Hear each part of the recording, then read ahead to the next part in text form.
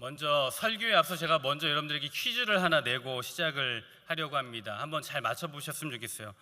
여러분, 안식일은 토요일입니까? 아니면 일요일입니까? 우리 기독교는 안식일을 무슨 요일로 지키고 있나요? 아침이니까 제가 객관식으로 드릴게요. 1번, 안식일은 토요일이다.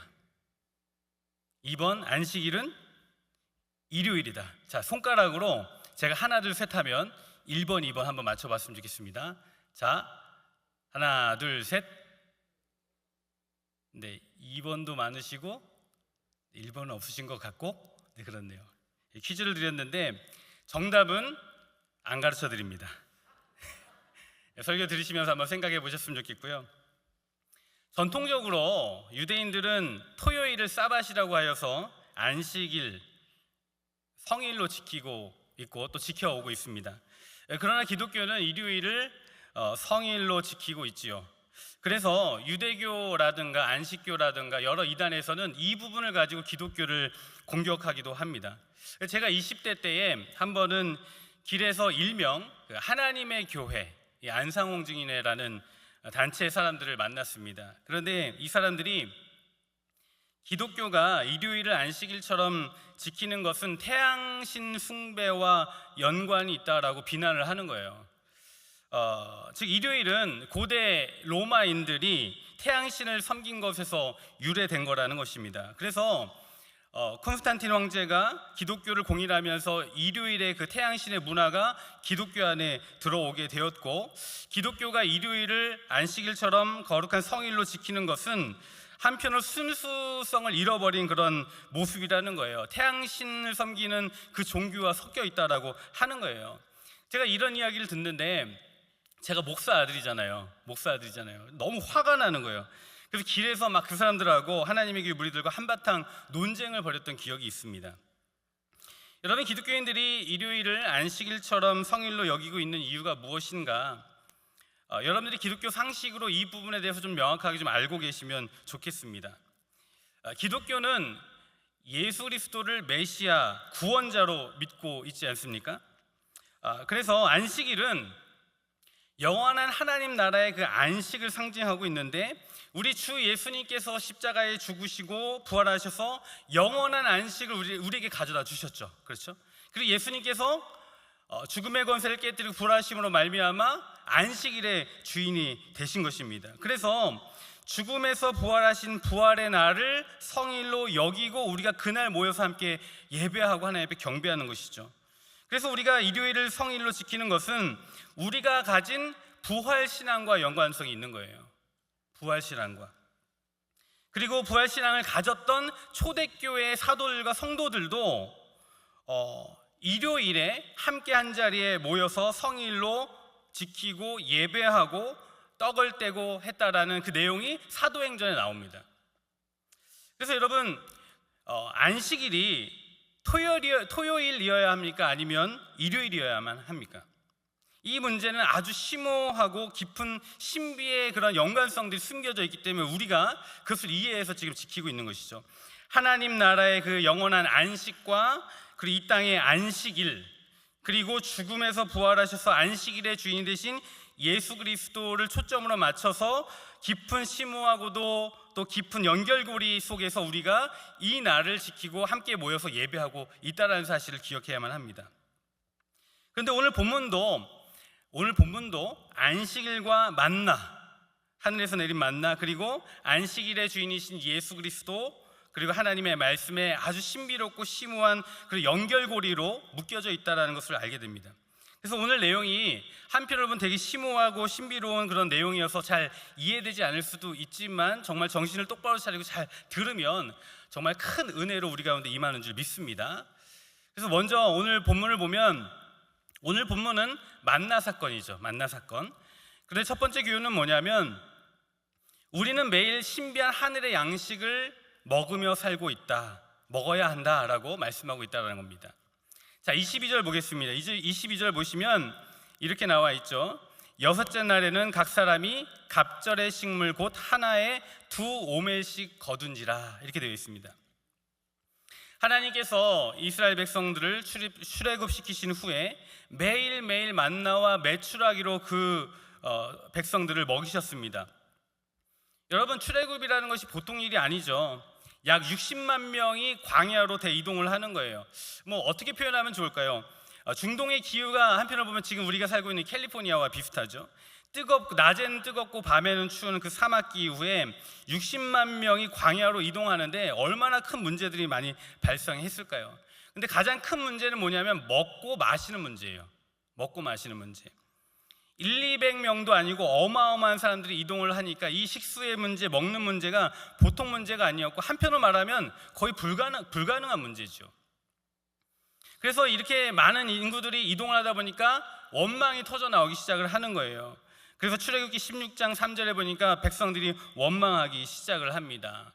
자, 한번 읽어볼까요? 시작. 우리가 애굽 땅에서 고기 가마 곁에 있던 때와 떡을 배불리 먹던 때에 죽었더라면 좋았을 것을, 너희가 이 광야로 우리를 인도해내어 이 온 회중이 줄여 죽게 하는도다. 배고픈 거예요. 목마른 거예요. 왜 원망이 안 터져 나오겠습니까? 이 원망이 터져 나올 때 하나님께서 어떠한 역사와 기적을 행하셨는가? 하늘을 열어서 일용할 양식을 그들에게 내려 먹이셨던 것입니다. 그들이 먹었던 것이 바로 만나예요. 만나가 뭔가? 어떤 음식인가?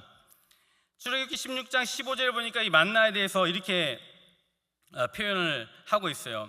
이스라엘 자손이 보고 그것이 무엇인지 알지 못하여 서로 이르되 이것이 무엇이냐 하니 모세가 그들에게 이르되 여호와께서 너에게 주어 먹게 하신 양식이라.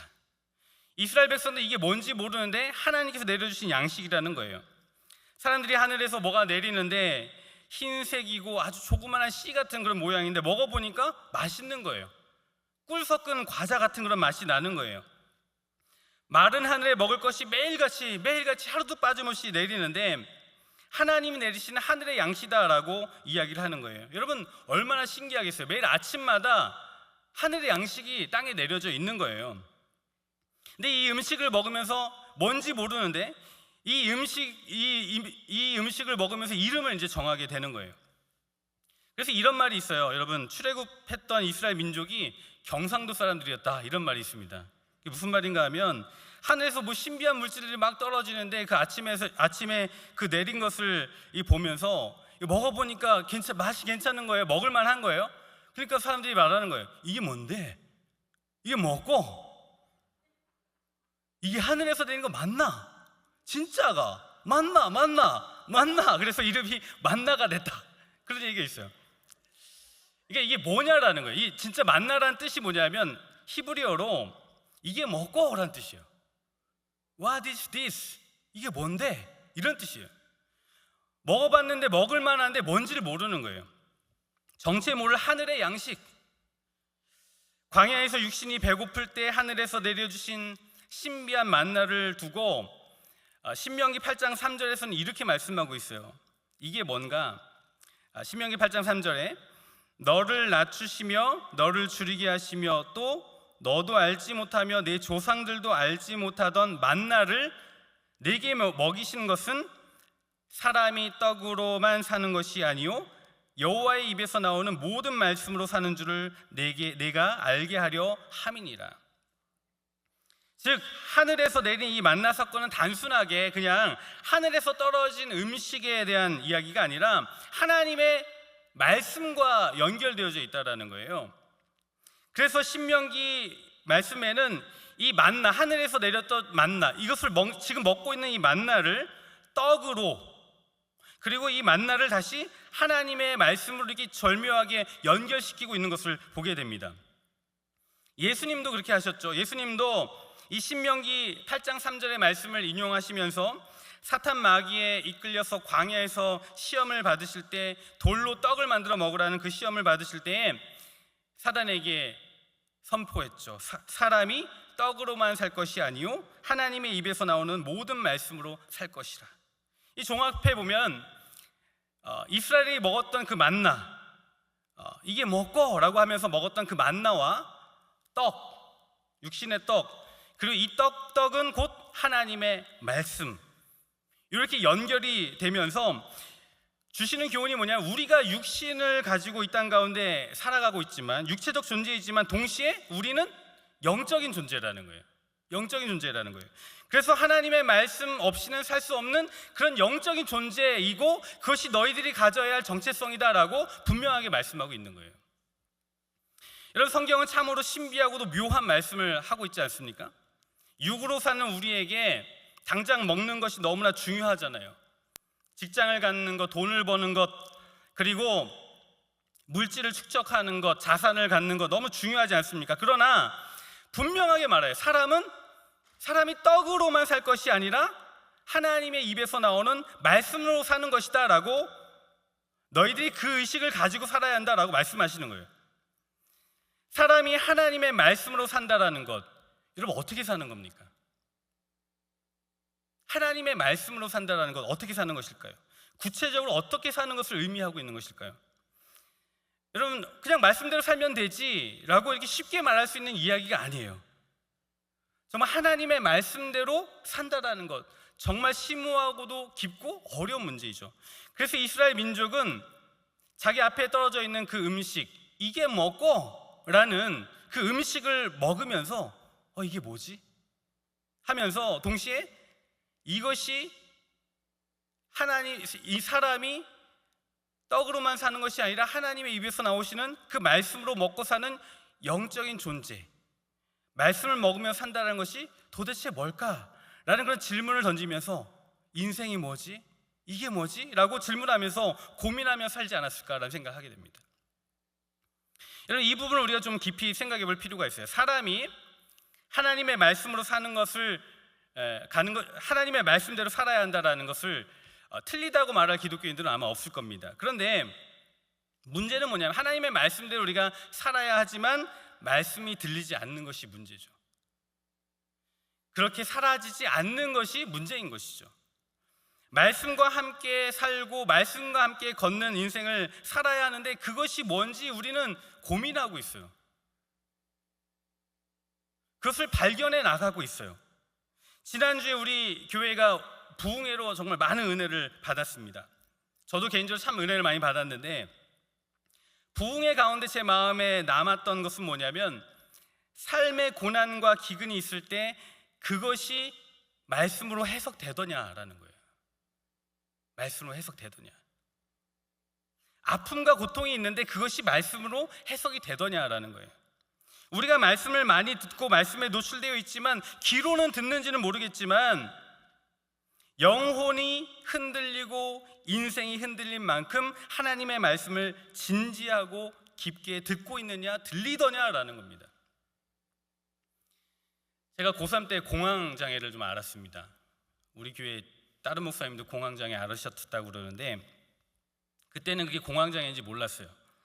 갑자기 숨이 안 쉬어지는 거예요. 죽을 것 같고 막 공포가 밀려와서 견딜 수가 없는 현상이 갑자기 일어났습니다.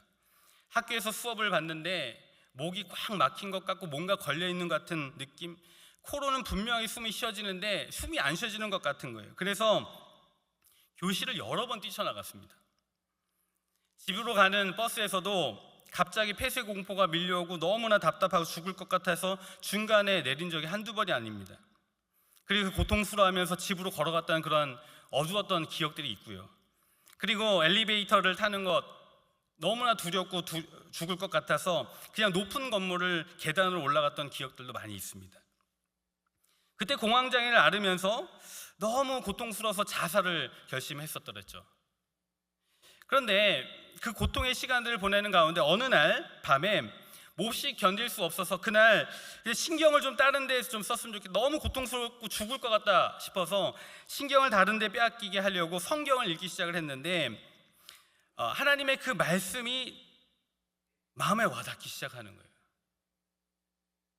그 밤에 너무나 고통스러워서 읽었던 그 말씀이 마음에 와닿기 시작하는데, 그 말씀이 내 인생을 설명하는 것 같고 지금 겪고 있는 인생의 기근이 해석되기 시작을 하는 거예요.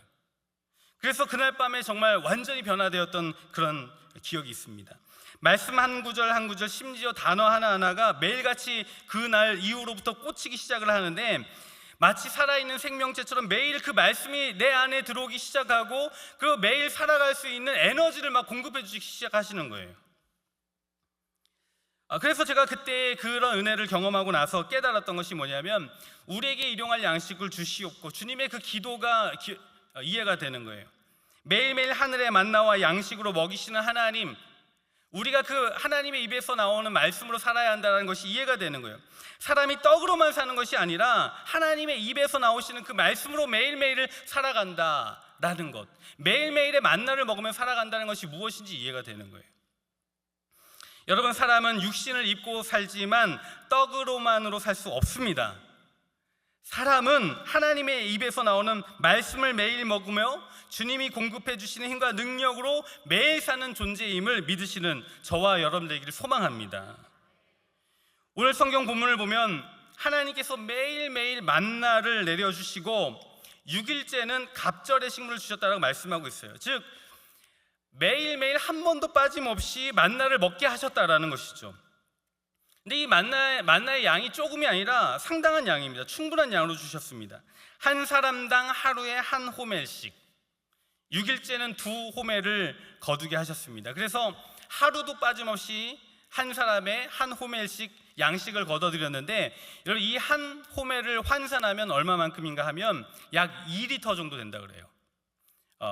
4.5파운드, 1인당 4.5파운드를 하루에 거둘 수 있는 거예요.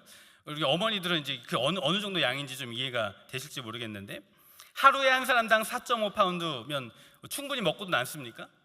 게다가 메추라기까지 먹잖아요, 그죠? 충분하고 또 먹고도 남는 그런 양일 거라 생각합니다.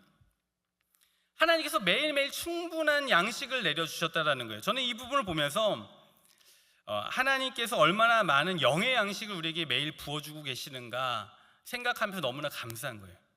생각해보면 우리 베들교회는 아침마다 담임 목사님 메시지가 카톡으로 여러분들에게 배달이 되잖아요. 하늘로부터 임하는 거죠. 카톡 왔어? 이러면 이제 열어보면 그저 말씀이 내려져 있는 것이죠. 매일매일 내리는 만나, 카톡을 통하여 먹고 주일 강단을 통하여 갑절의 은혜를 주시는 그런 은혜를 늘 경험하고 있잖아요. 그런데 출애굽기 6장 16절, 19절, 20절을 보니까 이렇게 말씀하고 있어요. 모세가 그들에게 이르기를 아무든지 아침까지 그것을 남겨두지 말라 하였으나 그들이 모세에게 순종하지 아니하고 덜어는 아침까지 두었더니 벌레가 생기고 냄새가 난지라 모세가 그들에게 노하니라. 하나님의 그 풍성한 말씀을 받지만 제대로 소화시키지 않는 거예요. 잘 관리하지 못하니까 벌레가 생기고 썩어버리는 그런 일들이 벌어졌다라는 거예요. 김양재 목사님 표현으로 말씀이 들리십니까? 말씀이 들리십니까? 우리가 말씀을 듣기는 하지만 제대로 먹지 아니하고 소화를 시키지 못하고 남기니까 또 과하게 걷어들이니까 그날 소화를 못하니까 다 썩어버리는 거예요. 말씀이, 하늘의 양식이 썩어버리는 거예요. 여러분 오늘 주신 영의 양식 내일까지 남겨두면 썩어버리는 거예요. 그래서 여러분 우리는 받은 말씀을 나누어 줘야만 합니다. 누군가와 기회를 얻든지 못 얻든지 간에 하나님의 말씀을 소화한 것을 가지고 그리고 그 말씀이 우리의 삶을 어떻게 해석하고 있는지 깨닫고 그것을 나누는 삶을 살아야 하는 것입니다. 다 먹지 않고 놔두니까 벌레가 나고 썩고 냄새가 나고 버려지게 되더라라는 것입니다. 저는 부흥회를 마치고 아내와 들은 말씀을 이렇게 같이 좀 쉐어링을 하고 나누는 시간을 가졌어요. 그래서 제가 와이프에게 질문을 한번 던졌어요. 여보, 우리에게 말씀이 들리고 있나? 라는 그런 질문 던지니까 와이프가 아니 당신 매일 아침 큐티하고 그 큐티한 것 가지고 셀 목자들하고 나누고 팀들하고 나누잖아. 아니 그런 거 말고 그냥 글적으로 하는 거 말고 설교적으로 하는 거 말고 정말 말씀이 삶으로 들려지는가 질문해보는 거야. 분명 매일매일 말씀을 듣고 있지만 생각해보면 들렸었던 때가 있었고 지금 그렇게 살고 있는가 고민해보는 거야 라고 하며 진지한 대화들을 나눴습니다. 제가 큐티는 하죠. 그리고 설교도 듣고요. 심지어 말씀을 전하고 말씀을 매일 아침 카톡으로 정리하여 퍼나르기는 하지만 진정으로 삶이 말씀으로 해석되고 있느냐라는 것입니다. 말씀을 읽고 듣고 보는 활동은 계속하고 있는데, 즉 만나는 계속 먹고 있는데 돌아보면 벌레가 나고 냄새가 나고 있는 그 이유는 무엇인가 생각해 보면서 말씀으로 산다는 것이 뭘까? 말씀을 매일 먹으면 산다는 것이 무엇일까? 이게 뭐지? 라는 그런 고민을 하게 되는 거예요. 오늘 말씀에서 주시는 두 번째 교훈은 만나를 먹으며 안식일을 향하여 살아야 한다라는 것입니다. 22절에 아까 여섯째 날엔 각 사람이 갑절의 식물을 곧 하나에 2호멜씩 거둔지라 이렇게 되어 있습니다. 안식일 전날은, 여섯째 날은 2호멜을 거두게 하셨습니다. 계산해 보면 6일 동안 매일매일 말씀을 주셨는데 6일째 되던 날은 안식일을 위하여 2배로 주셨다라는 거예요. 7일째 안식하기 위해서 2배로 주셨다라는 거예요. 그래서 제가 이 말씀을 보니까 안식일, 7일째 안식일을 향하여 매일매일 하나님께서 만나를 주시고 말씀을 부어주셨다라는 생각을 하게 돼요. 다시 표현하면 안식일을 향하여 포커싱하여서 하늘의 양식이 매일매일 부어지고 있었다라는 것입니다. 저는 이 마태복음, 누가복음에서 예수님께서 내가 안식일의 주인이니라 라고 말씀하신 것을 생각할 때, 만나가 하나님께서 내려주신 하나님의 말씀, 양식이라고 한다면 매일매일 우리에게 양식을 부어주시는 이유는 무엇인가? 안식일을 향하여 계속 매일매일 먹이시고 그 날의 갑절을 부어주시기 위한 하나님의 배려와 섭리가 아닌가, 그런 생각을 하게 되는 거예요. 그래서 이렇게 볼 수 있죠. 월요일부터 하나님께서 말씀의 양식을 매일매일 부어주시는데 그 말씀을 우리가 받고 해석하고 또 감격하는 가운데 살다가 주일날 와서 공동체와 함께 예배할 때에 갑절로 부어주시고 예수 그리스도께 우리의 모든 인생이 포커싱되고 초점이 맞춰지는 것이죠. 우리를 구원하신 하나님께 영광을 올려드리는 그 모든 일에 포커싱이 되어버리는 것이죠. 초대교회도 그랬습니다. 사도행전 20장 7절에 보니까 그 주간의 첫날, 주일이에요, 일요일이에요. 그날에 우리가 떡을 떼려 하여 모였더니, 초대교회 성도들이 주중에 예수 그리스도를 향하여 포커싱된 인생을 살다가 안식일이 아닌 주일날 모여서 함께 예배하고 말씀을 듣고 떡을 떼는 그러한 행위들을 했다라는 거예요. 예수님께 모든 것들을 포커싱하고 있는 것들을 보게 됩니다. 그런 면에서 우리가 주일에 예배 나오면 구원의 감격이 있어야 하고 또 예수님이 더 선명하게 우리 삶 가운데 드러나야 하는데, 문제는 뭔가 하면 말씀이 선명하게 들려지지 않는 거예요. 그 이유가 무엇인지 가만히 생각을 해보면 우리가 주중에 매일 부어주시는 그 말씀을 제대로 먹지 않기 때문이라는 것이죠. 매일의 말씀이 인격에 맞닿는 그런 작업들을 하지 않기 때문인 것입니다. 하나님은 매일 하늘로부터 거룩한 양식을 내려주시는데 우리가 그것을 온전히 먹지 않고 버려두기 때문에 썩고 벌레가 나는 것 아니겠습니까?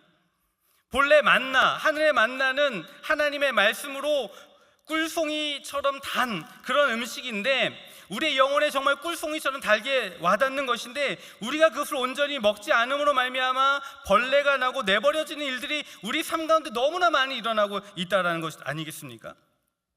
하나님은 매일 양식을 풍성히 내려주고 계시고, 심지어 안식일을 향하여 전날 갑절로 준비하고, 하나님은 준비하고 계시는데 정작 우리는 먹으려 하지 않고 준비하지 않는 그런 모습을 가지고 살고 있다는 거예요. 제가 이제 한국에서 대학부 목사로 섬길 때 그런 제자가 하나 있었어요. 꼭 주일날 설교 본문이 뭔지 주중에 물어봐요, 저한테. 막 준비하고 있는데 자꾸 물어봐요. 무슨 본문을 설교할 거냐 물어봐요. 그래서 제가 준비하고 있는데 자꾸 물어보면 어떡하냐, 그러면서 왜 주일 본문을 미리 알려고 하느냐 물으니까 미리 성경을 읽고 오려고 그런다는 거예요. 주일날 본문을 미리 읽고 와요, 이 친구는.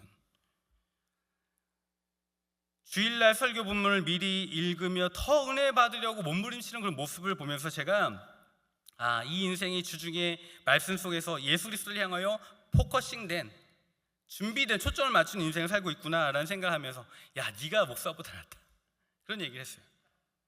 그런 말이 있습니다. 주일은 일주일의 결론이다.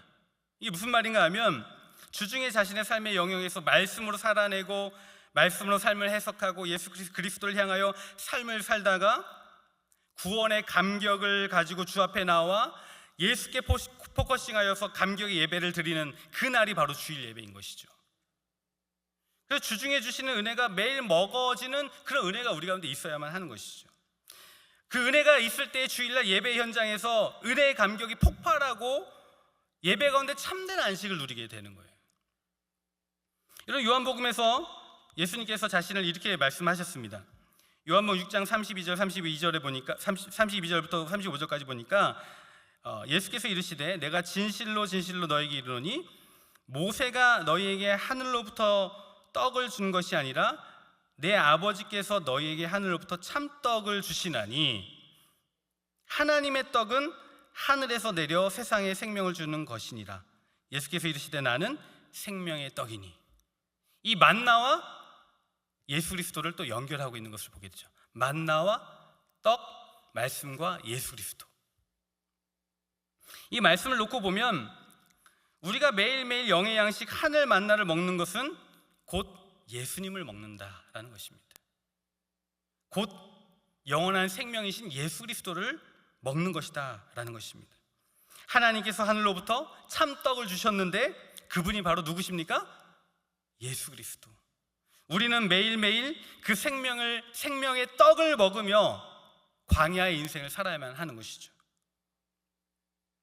이것은 곧 매일매일 말씀을 먹고 생명이신 예수 그리스도를 먹는 은혜를 경험해야만 하고 예수님이 곧 내가 되고 내 몸과 살이 되고 삶이 되는 그런 은혜를 경험해야 한다라는 것이죠.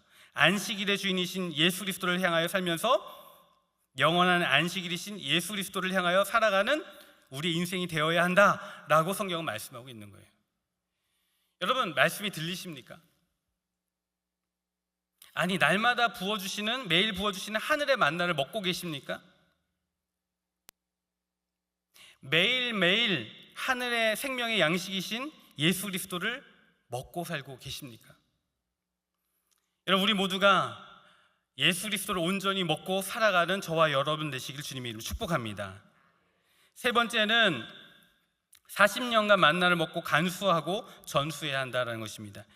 출애굽기 16장 32절에 보니까 모세가 이르되 여호와께서 이같이 명령하시기를 이것을 오멜에 채워서 너희의 대대의 후손을 위하여 간수하라. 이는 내가 너희를 애굽 땅에서 인도하여 낼 때에 광야에서 너희에게 먹인 양식을 그들에게 보이기 위함이니라 하셨다 하고, 모세가 이스라엘 민족에게 명령을 하는데 만나를 한 오멜에 채워서 간직하라는 거예요. 그리고 그것을 증거막 앞에 두어 대대손손 기억하게 하라고 명령합니다. 그 이유가 뭐냐면 하나님께서 광야에서 매일 양식을 먹이심으로, 지금 현대로 생각하면 매일 예수 그리스도를 먹음으로 살아가는 그 삶의 증거들을 대대손손 기억하게 하라라는 것이죠. 성경이 이런 류의 명령들 많이 해요. 자녀들에게, 너희 자녀들에게 하나님께서 행하신 그 위대한 일들을 대대손손 기억하도록 말해주고 가르쳐라라고 그렇게 말씀하십니다.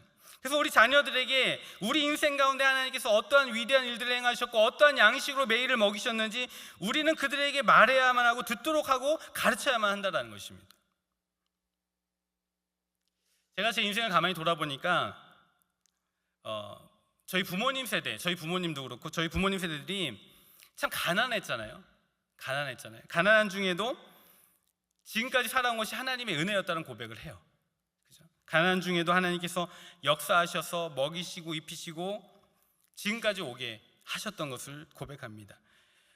신앙으로 고난, 가난함을 역경을 극복해내는 그런 삶을 우리에게 보여주셨고 들려주셨고 했습니다. 근데 제 삶을 가만히 돌아보니까 바쁘다는 핑계로 또는 에너지가 없다는 이유로 하나님께서 제게 행하신, 우리 가정에 행하신 일들을 증언하지 않는 때가 많더라는 거예요. 제 와이프가 한 번은 그러는 겁니다. 당신은 가난한 목사 아들로 태어나서 정말 들어보면 참 힘든 삶의 내용들이 너무나 많은데 한 번도 그런 이야기를 하는 걸 본 적이 없어. 그런 얘기를 해요. 그런데 돌아보면 기억이 잘 안 나요. 기억도 잘 안 나고 다 극복되어서 그런지 몰라도 그 고통들이 그렇게 크게 기억이 잘 나지 않습니다.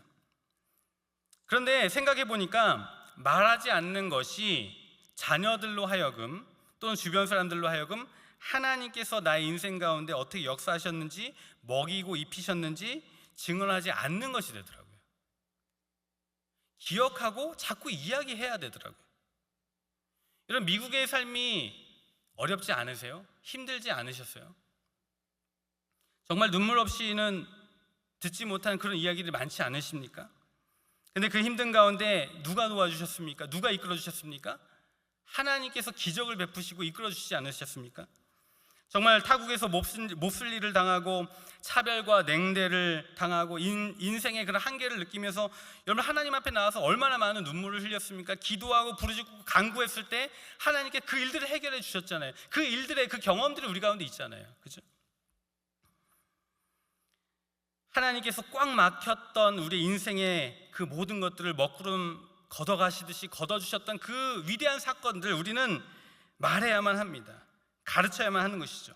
인생의 기근 때에, 광야의 때에 말씀으로 해석이 되는 것들을 우리 자녀들에게, 우리 후손들에게 이야기하여서 기억하게 해야 한다라고 성경은 말씀하고 있어요. 그래서 우리는요, 말씀을 세밀하게 읽어야 돼요. 먹어야 돼요. 그리고 말씀에 자신의 삶을 조명해 보면서 하나님의 흔적을 찾는 작업들을 계속해야만 하고, 그리고 이것을 자녀들과 나눠야만 하는 것이죠. 근데 이게 물론 쉽지는 않아요. 그죠? 저도 사춘기 딸이 있지만 이제 문 열고 들어가면 나가라 그래요, 그냥. 그래서 이제 대화의 기회가 많이 없긴 하지만 때를 얻든지 못 얻든지 눈치를 보고서라도 하나님이 우리에게 행하신 일들 자꾸 이야기해야 할 필요가 있는 것이죠. 또 하나는 뭐냐면, 적용해 보면 하나님께서 우리에게 행하신 일을 나의 자녀가 아닐지라도 우리의 영적인 자녀들에게 이야기해 줘야 한다는 것입니다.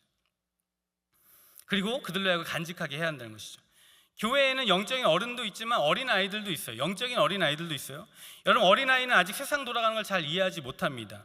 그래서 어른들이 세상 돌아가는 것들을 가르쳐주고 알려줘야 하는 것처럼 영적 어린아이들은 하나님께서 우리에게 어떤 일들을 행하시는지 잘 몰라요. 이해하지 못해요. 그러므로 먼저 경험한 영적인 어른들이 하나님이 얼마나 위대하신 분이고 어떤 위대한 일을 행하시는 분이신지 가르쳐주고 알려줘야만 하는 것이죠. 그래서 오늘 성경 보면 35절에 보니까 사람이 사는 땅에 이르기까지, 사람이 이 사는 땅에 이르기까지 이스라엘 자손이 40년 동안 만나를 먹었으니 곧 가나안 땅 접경에 이르기까지 그들이 만나를 먹었더라. 이스라엘 민족이 가나안 땅에 이르기까지 40년 동안 매일 만나를 먹었고 그것을 간직하고 전수했다는 것 아니겠습니까? 그죠? 우리 인생을 가만히 돌아보면 우리의 영적으로 거듭나고 변화되어서 하나님의 말씀이 온전히 깨달아지고 그 말씀으로 삶이 해석되어지는 그 은혜의 경험을 하기 시작하면 한 40년 사는 것 같아요. 한 1세대 40년 정도 사는 것 같아요. 그러면 우리가 영적으로 자녀들 돌볼 수 있는 시간을 가만히 계산해 보면 약 한 세대 40년 정도 된다라는 거예요. 그래서 우리는 한 세대를 살면서 영적인 후손들에게 영적인 만나를 전수해야만 하는 것이죠. 한 호멜에 간수하여서 전수하는 작업들을 해야만 한다는 거예요. 여러분, 교회가 뭐예요? 교회가 바로 영적인 전수가 일어나는 곳이 바로 교회가 아닙니까? 그러면 영적인 어른들이 매일 만나를 먹고 말씀을 삶으로 먹고 생명의 떡이신 예수 그리스도를 먹고 광야의 삶을 사는 그 이야기 속에서 은혜를 가지고 매일매일 그것을 전하는 삶을 살아야 한다는 것입니다. 매일매일 말씀이 채워져서 고난과 기근이 해석되어지고 그 기근을 이겨내고 광야를 건너는 경험을 간직하며 살아야 하는 것입니다. 쓰디 있었던 마라의 인생이 엘림의 인생으로 바뀐 것들을 말하고 전수해야 하고 그들로 하여금 간직하게 해야 한다는 것입니다. 그것이 교회라는 것이죠. 여러분, 그러므로 직분을 받은 저와 여러분들은 하나님 앞에 기도해야 돼요. 이렇게 기도해야 돼요. 하나님, 매일매일 하늘의 양식 만나를 먹게 하여 주옵소서. 하나님, 나로 하여금 매일매일 생명의 떡이신 예수 그리스도를 먹게 하여 주옵소서.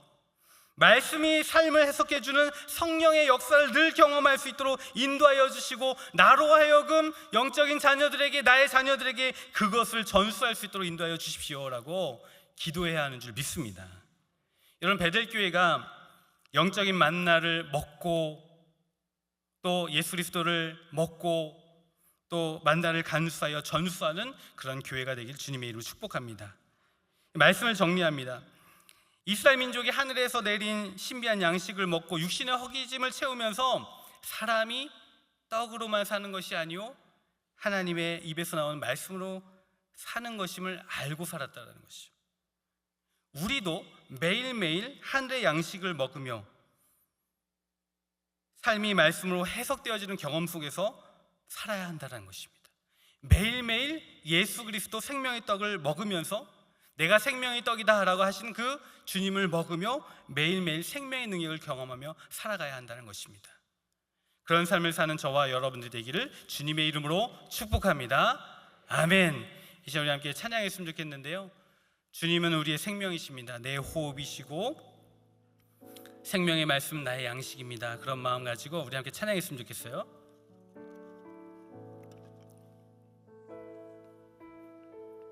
주님은 내 호흡,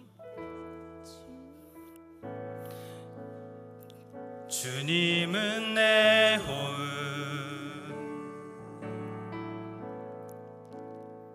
주님은 내 호흡, 내 안에 성령 살아 계셔. 말씀은 내 양식, 말씀은 내 양식, 말씀은 내 양식, 생명의 말씀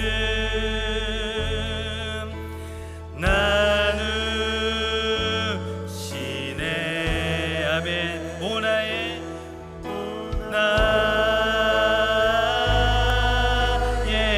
주, 난 갈망해요.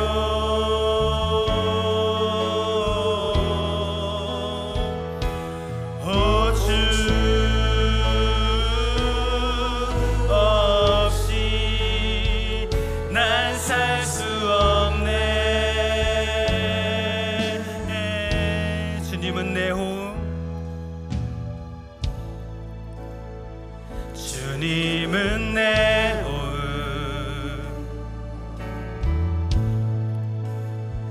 주님은 내 호흡, 내 안에 생명, 내 안에 성령 살아 계셔. 우리 말씀을 먹으며 나갑시다. 말씀은 내 양식,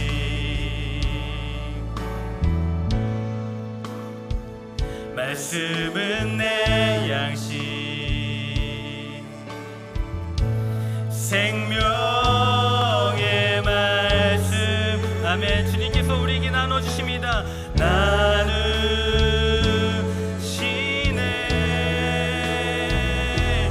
오 나의 주, 난 갈망해요.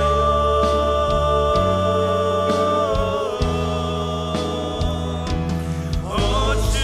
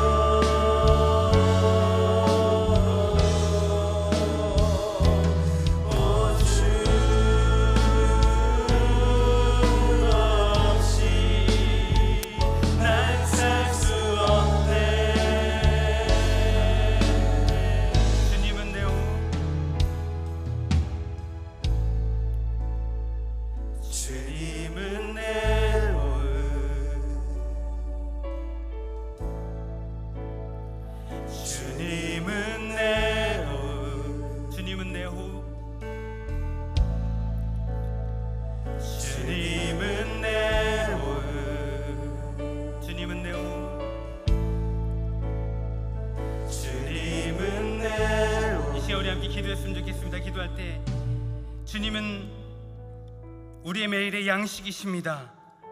매일 하늘에서 부어주시는 주님을 먹으며 살아갈 수 있도록 인도하여 주옵소서. 우리가 주님을 먹음으로 영원한 생명을 소유한 자로 이 땅 가운데 살아갈 수 있도록 우리에게 성령의 은혜를 허락하여 주시옵소서라고 이 시간 주여 한번 물고 기도하시겠습니다.